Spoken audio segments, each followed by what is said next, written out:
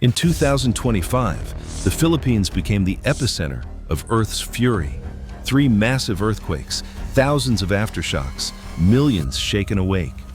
Scientists stunned by this endless seismic chaos found something even more alarming. These quakes aren't random. They're signals from 4 giant tectonic plates and 7 underwater trenches waging war beneath the islands. Why is the danger accelerating? And what's still building in the deep? Beneath the surface of the Philippines, the ground is anything but quiet. A field seismologist stands before a digital cross-section, pointer in hand, tracing the invisible boundaries that shape the nation's fate. 4 tectonic plates, each a slab of rock bigger than continents, converge here, locked in a slow-motion collision. The Pacific Plate, moving west at an astonishing 60 to 100 millimeters per year, pushes harder than almost any other plate on Earth. To the west, the Eurasian Plate slides steadily beneath Luzon, lifting the mountains by centimeters each year. The Philippine Sea Plate, from the east, is dragged downward, folding the seafloor and twisting the crust. From the south, the Sunda Plate presses upward, adding to the squeeze. GPS velocity fields reveal the chaos. Arrows mark the push and pull, some pointing straight, others angled, all moving at different speeds. The Philippine Mobile Belt, this narrow zone of land and sea, bears the brunt of every force. Where the plates meet, the crust is crushed, stretched, and rotated, creating a tangle of faults and deep scars that run the length of the archipelago. Sometimes, the movement is smooth, almost undetectable. Other times, the plates lock together, storing energy for years until it breaks free in a burst of shaking. The numbers on screen bring the abstract into focus. The Pacific Plate's relentless westward march, the slow but steady subduction of the Eurasian and Sunda Plates, the measured twist of the Philippine Sea Plate.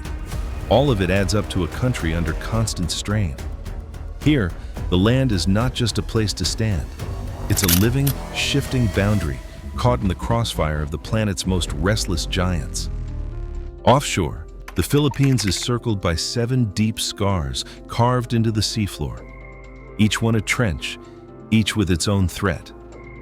The Manila Trench runs along the west side of Luzon, its floor hidden beneath the South China Sea. Scientists call it the sleeping giant. If it ruptures, models show a tsunami could reach Luzon's coast in under 20 minutes, leaving little time for warning, even less for escape. To the east, the Philippine Trench drops away more than 10 kilometers into darkness, making it one of the deepest on the planet.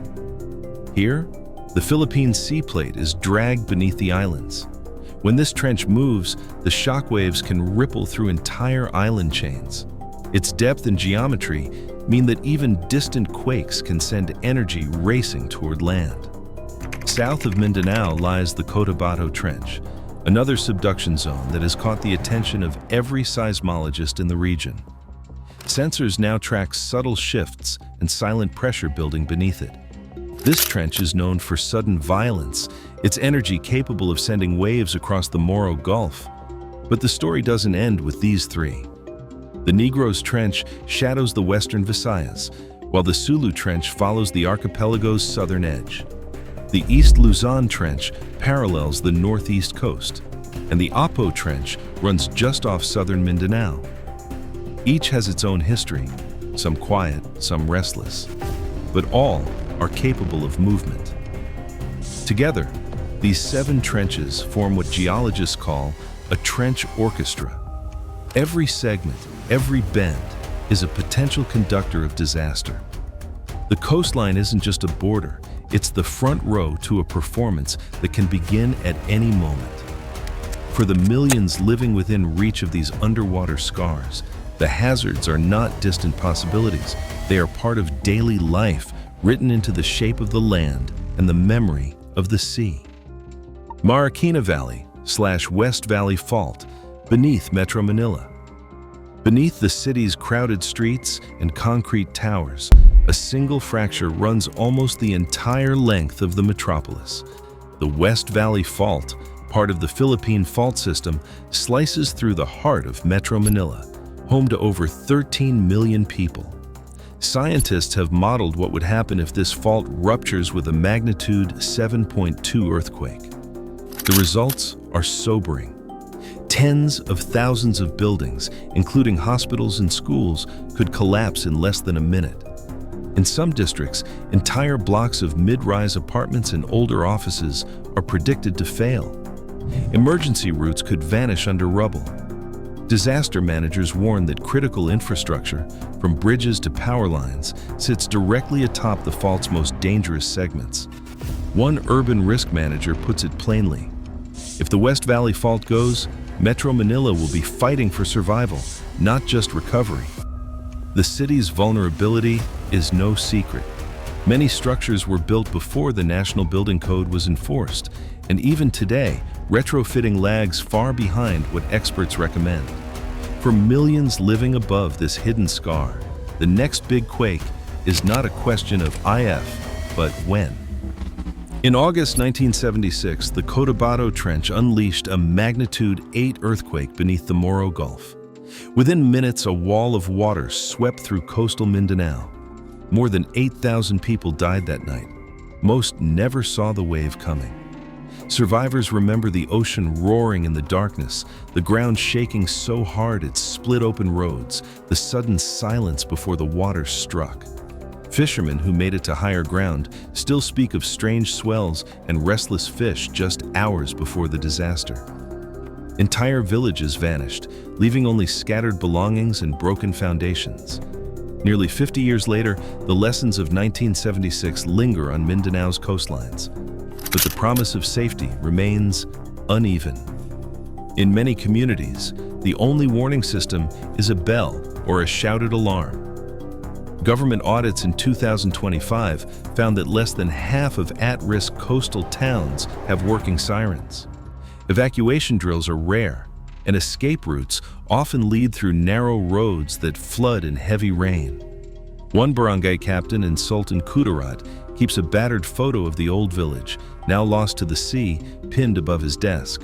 He says, "We cannot wait for another night like that." The memory of Cotabato's tsunami is both a wound and a warning, a demand for readiness that, even now, is too often unmet. A FIVOLCAS analyst stands in front of a live map, the screen pulsing with data from more than 100 sensors scattered across the islands. The system at work is advanced, an AI-driven platform that combs through seismic signals, GPS readings, and even subtle ground shifts. When something unusual happens, clusters of microquakes, a sudden rise or dip in the land, a burst of gas from a fault, the algorithm flags it. The analyst explains, "Our AI monitoring ingests over 100 sensors. It flags anomalies, but it does not and cannot predict exact earthquake times." The distinction is critical. The AI can spot patterns that hint at stress building deep below, or catch the silence that sometimes comes before a rupture. It can issue alerts when the ground shifts by just a few centimeters in places like Samar or Luzon, but it cannot say when or where the next quake will break the surface. The system's job is to watch, to warn, and to help scientists focus their attention. It is not a crystal ball. The analyst's caution is clear. Even with the best technology, earthquakes remain unpredictable. The real power lies in knowing where to look and in understanding what the signals mean, never in promising certainty. 3 priorities now define the path forward, each one pressed by the lessons of the past year. First, coastal communities must expand and maintain siren networks and seismic sensors. In provinces facing the Manila Trench and Cotabato Trench, less than half of at-risk towns have reliable warning systems. A coastal leader from Zambales insists, "We need sirens on every shoreline, not just in the main town." The window for evacuation is measured in minutes, not hours. Second, urban centers must accelerate the retrofitting of hospitals, schools, and public buildings.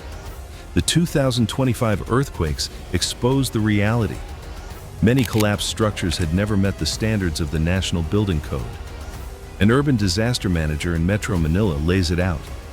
Every day we delay, more lives are put at risk. Retrofitting isn't optional.